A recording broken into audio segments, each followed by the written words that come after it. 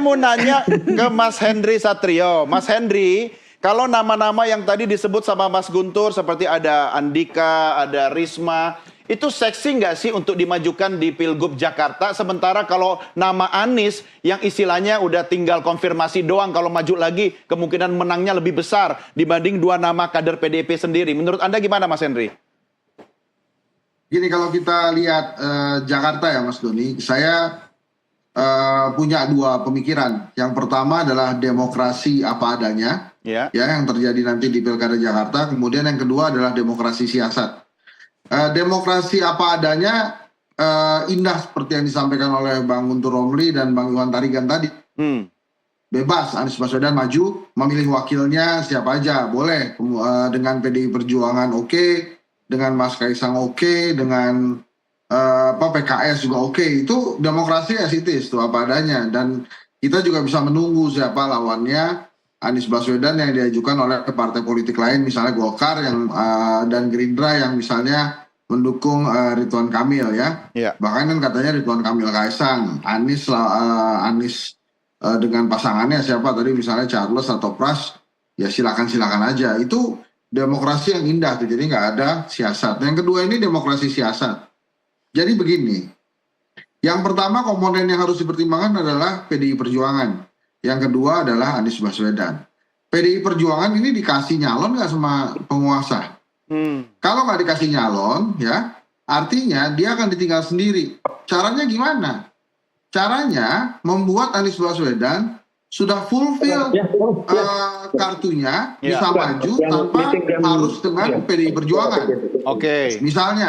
Misalnya opsi Anies Kaisang yang disampaikan oleh PKB dan pernah disebutkan oleh Mas Kaisang juga. Itu mungkin adalah opsi siasat win-win solution ya. Karena Anies butuh tiket, Pak Jokowi juga butuh pencucian kesalahan etika misalnya. Kemudian Mas Kaisang juga butuh bimbingan. Nah itu penuh siasat tuh. Tapi bisa juga demokrasi siasat ini memberikan tiket pada Anies Baswedan supaya dia kalah agar di 2029 kartunya mati total, sehingga tidak bisa ganggu-ganggu penguasa saat ini yang ada. Jadi sengaja didukung, dipasangin dengan Kaisang untuk kalah ya? Ya, dimajukan untuk kalah supaya mati total. Jadi hati-hati juga relawan Anies membaca situasi.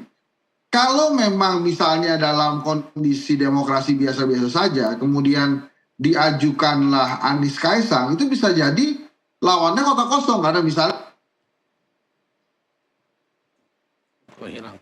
terputus suaranya, Mas Hen.